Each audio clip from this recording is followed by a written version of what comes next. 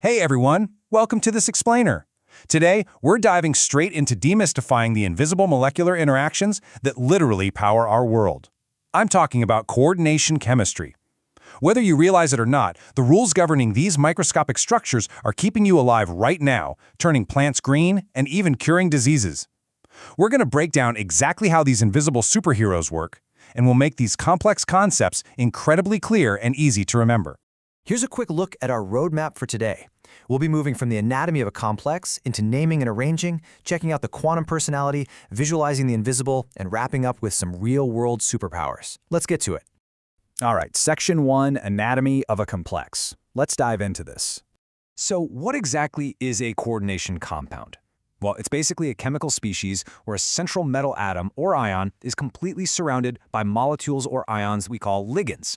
Think of that central metal, which is usually a transition metal with some vacant orbitals to spare, as the main rock star. The ligands, they're the devoted groupies surrounding it. And they're all hanging out together inside this exclusive VIP room, which we represent in chemistry using square brackets. Everything locked inside those brackets makes up what we call the coordination sphere.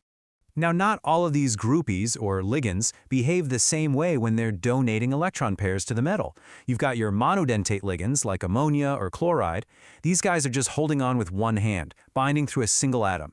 Step it up a notch and you find bidentate ligands, like oxalate, using two atoms to grab on. Then we have the heavy hitters, polydentate ligands. EDTA is a great example here. It has multiple binding sites gripping the metal almost like a giant claw. Oh, and finally, the ambidentate ligands. These are the flexible ones that can bind through different atoms depending on the exact situation, like a nitro group. Pretty clever, right? Keep the number 6 in mind, because in coordination chemistry, it is everywhere. It represents a highly common coordination number. And what that means is simply the exact number of ligand donor atoms physically attached to the central metal. Sure, you'll see 2 and 4 out there, but 6, that's your classic fully packed VIP room. So if you've got an iron atom surrounded by 6 cyanide molecules, your coordination number is exactly 6. It literally tells us just how crowded that room is. To really wrap our heads around how this room is built, we have to throw it back to Alfred Warner. His theory brilliantly split metal bonding into 2 distinct types of valency. Primary valency is ionizable. It's satisfied by those counterions just kind of floating around outside the square brackets. But then you have this secondary valency. This one is non-ionizable, and it is strictly satisfied by the ligands securely locked inside that coordination sphere. So remember that coordination number of 6 we just talked about? That's literally just the metal's secondary valency in action. Moving right along to Section 2, Naming and Arranging. Okay, I know naming these massive molecules can look totally intimidating at first glance, but honestly, IUPAC nomenclature just follows a really simple, logical 3-step recipe. First up, you name the ligands, using specific terms, like amine for ammonia or aqua for water.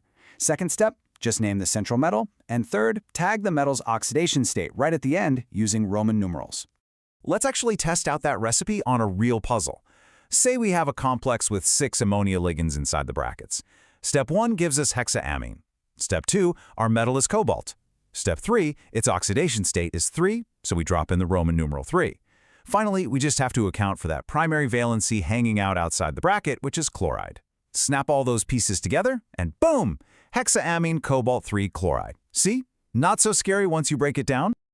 Now, what's really interesting about this slide is how the exact same chemical formula can essentially act as a shapeshifter. They create totally different molecules called isomers, and we categorize them into 2 main buckets. First is structural isomerism. This is where the actual connections change. You could have ionization isomerism, where a ligand literally swaps places with an outside counterion, or linkage isomerism, where those flexible ambidentate ligands we mentioned earlier decide to attach backwards. The second bucket is stereoisomerism. Here, the connections are exactly the same, but the 3D arrangement in space is totally different. This could be geometrical, like having ligands sitting right next to each other in a cis formation or across from each other in trans, or it could be optical, creating non-superimposable mirror images of the exact same molecule. It's like your left and right hands. All right, let's zoom in a bit more. Section 3, the quantum personality. So, valence bond theory, or VBT, is our go-to tool here. It tells us that the metal actually uses hybrid orbitals to form bonds. And get this, these hybridizations perfectly predict the molecule's physical shape. If the metal goes with sp3 hybridization, the complex pops into a tetrahedral shape.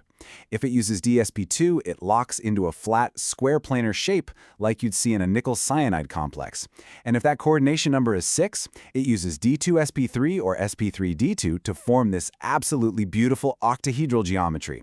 The invisible math is literally dictating the physical architecture. But wait, there's another piece to the puzzle. Crystal field theory shows us that ligands don't just dictate shape, they physically mess with the energy levels of the metal's d orbitals, literally splitting them apart. This creates a huge divide between what we call high-spin and low-spin complexes. If you've got weak field ligands like water, the energy split is pretty small. Electrons can jump up easily and you get a high-spin complex. But introduce strong field ligands like cyanide and that energy split becomes massive. It forces those electrons to pair up at the bottom, giving you a low-spin complex. Which brings us to Section 4, visualizing the invisible. So, the crucial point is that orbital energy splitting we just talked about, that is the exact reason why these chemicals show off such incredibly brilliant colors. When light hits the complex, the electrons absorb very specific wavelengths so they can jump across that split, a move we call DD transitions. And the color we actually see with our own eyes, that's just the light that wasn't absorbed. That is exactly why a copper-water complex shines this beautiful blue, while an iron thiocyanate complex looks absolutely blood red. The invisible quantum split determines the visible color. How cool is that?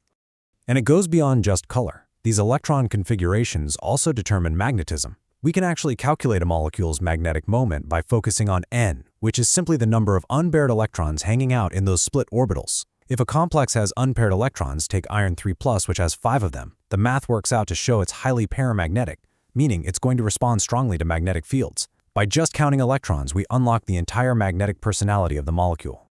We also have to talk about how stable these complexes are, and that brings us to the chelate effect. Remember those polydentate ligands from earlier, the ones with the multiple claws? Well, when they attach to the central metal, they form these tight ring structures all the way around it. This drastically pumps up the compound's stability compared to just using single attachment ligands. EDTA is the ultimate example here.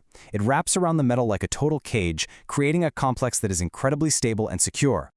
Okay, let's zoom all the way out. Section 5, Real-World Superpowers. So why does all this invisible chemistry actually matter to you and me? Well, because coordination compounds are literally everywhere doing the heavy lifting. In medicine, there's a square planar complex called cisplatin that is a powerful life-saving cancer drug. In biology, these precise geometries keep us breathing. An iron complex in hemoglobin carries oxygen through your blood, and a magnesium complex in chlorophyll powers photosynthesis so plants can grow. Over in industry, these complexes act as Wilkerson and Ziegler-Natta catalysts, helping manufacture the plastics we use every single day. And in analytics, we actually use that chelate effect we just talked about to detect heavy metal ions in our drinking water. It is absolutely everywhere. And this brilliantly illustrates how coordination chemistry connects structure, bonding, and color right to the foundational functions of life and human industry. So, I want to leave you with this thought. If a highly specific geometric arrangement of an iron complex in your blood is exactly what is keeping you alive right this very second, what other incredible molecular combinations are out there just waiting to be discovered? Thanks for hanging out with me for this explainer, and I really hope it sparks your curiosity to keep exploring the invisible architecture of our world. Catch you next time.